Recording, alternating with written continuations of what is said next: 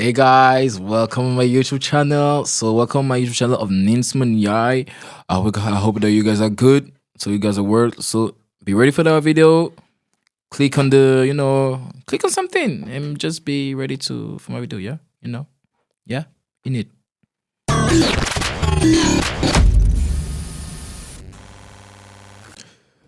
Bienvenue dans l'univers des géants de la foi. Donc aujourd'hui dans ce podcast, rapidement dans cette vidéo, je vais vous partager un peu 2-3 trucs que j'ai écrits dans ce livre pour te pousser à acheter le livre déjà et aussi te faire comprendre qu'est-ce qu'un géant de la foi, parce que c'est ce que Dieu attend de toi, que tu deviennes un géant de la foi.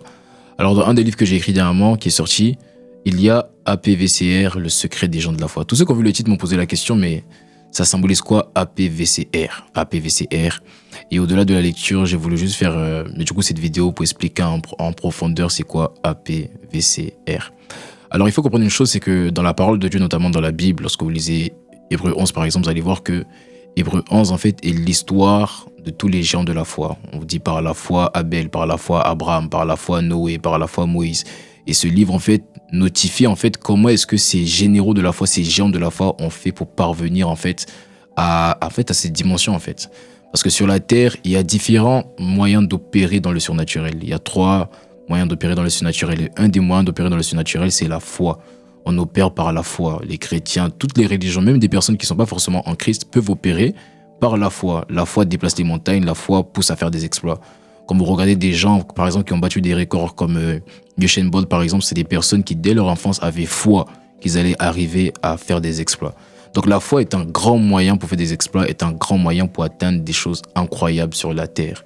Mais il y a un secret des géants de la foi. Et ce secret est décomposé du coup en 5 petits secrets que moi j'ai appelés APVCR.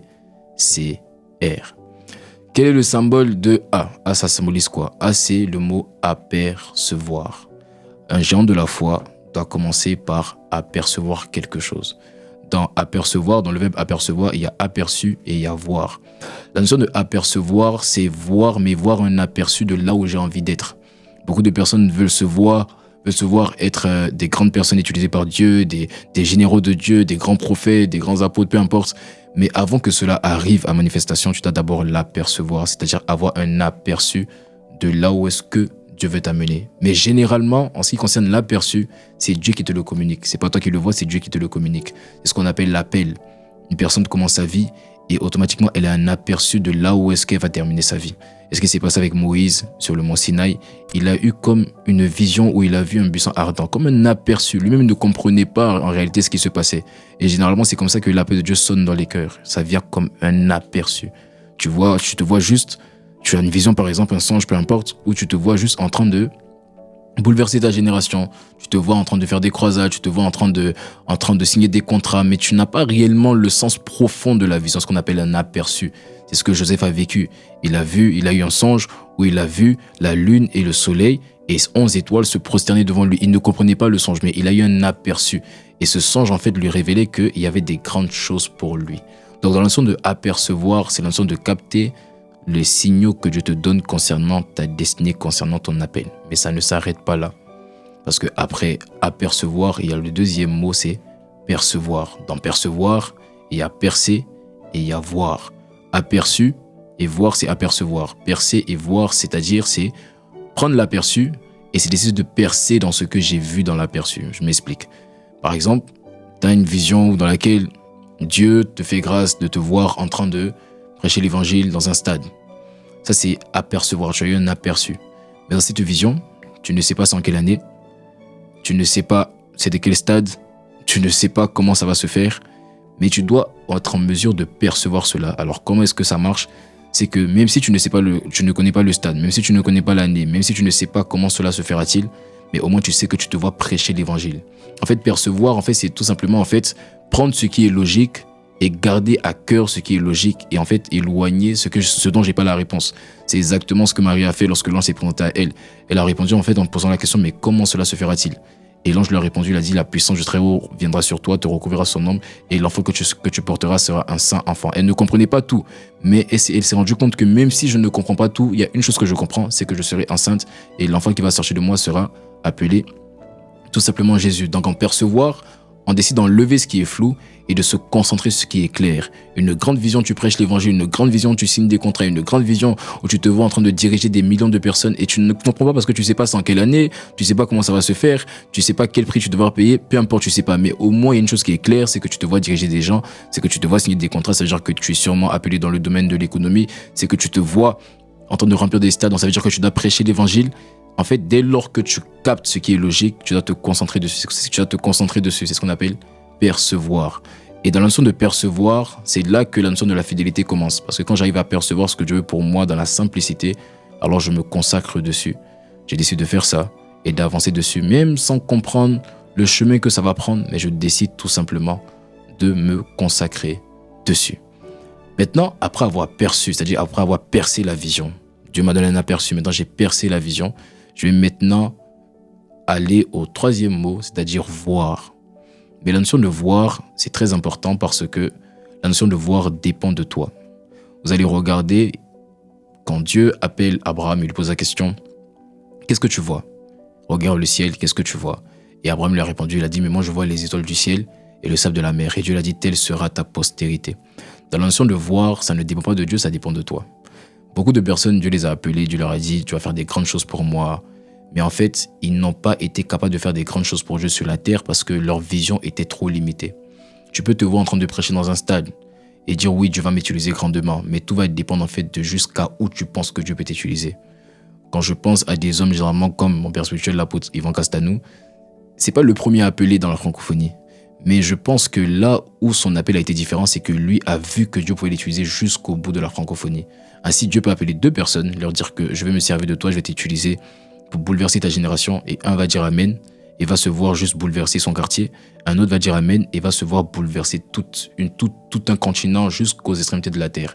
Donc, la notion de voir, ça dépend de toi. Le problème, c'est que la grandeur de ton appel et la longueur de ton appel, l'étendue de ton appel va dépendre non pas de Dieu, mais dépendre de ce que tu vois.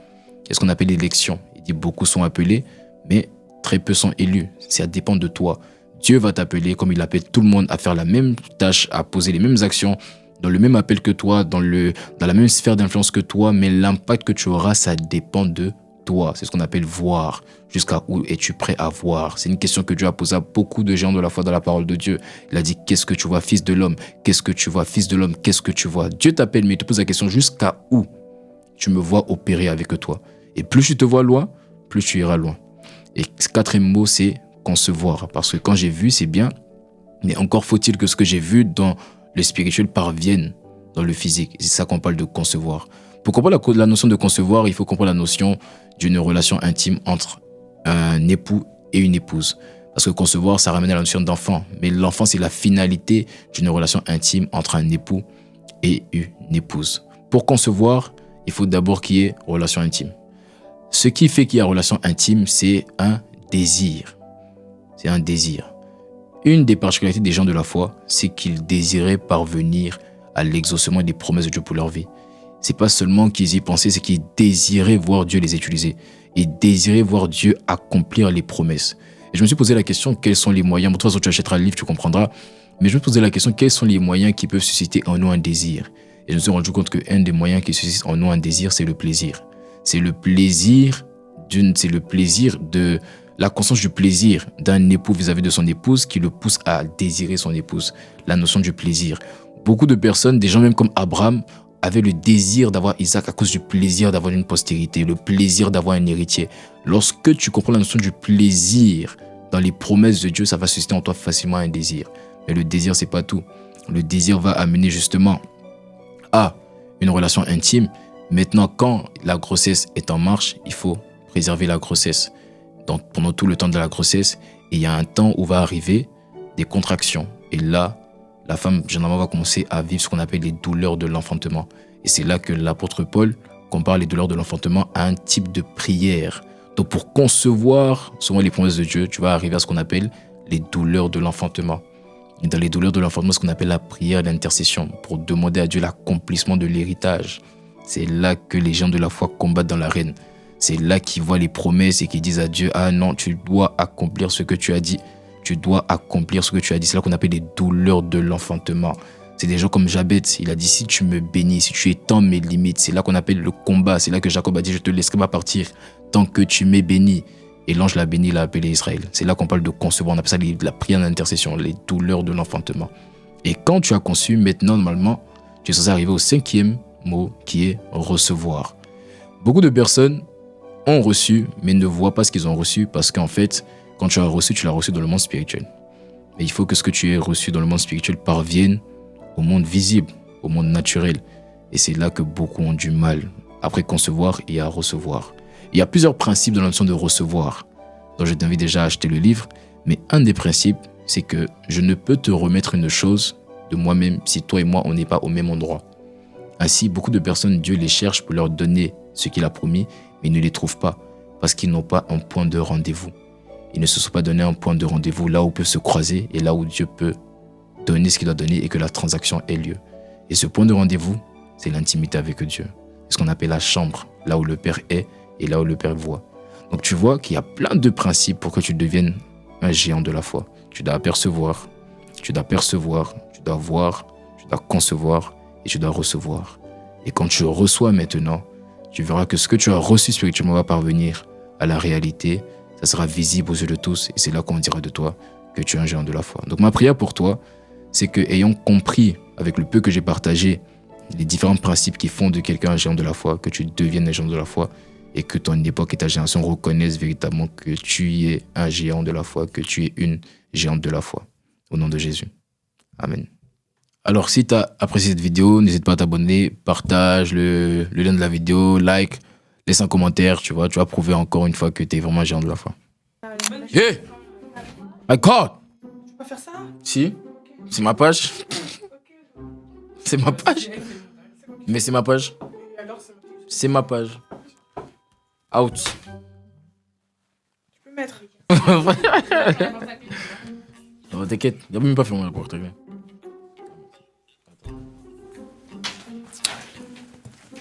Ça c'est l'intro. Hein. C'est l'intro. Quitte dans mon intro.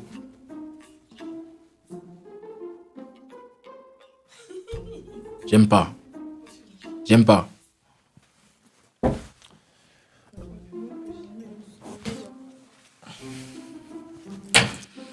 C'est bon, je vais faire mon intro. Coucou maman, je vais te dire que je t'aime. Si tu vois cette vidéo, c'est pour toi que je fais ça. Tu le sais, de base, je voulais être footballeur. Ça n'a pas marché. Maintenant, je fais des vidéos YouTube, je sais pas ce qui m'arrive. Mais je vais te dire que, voilà, je t'aime, maman.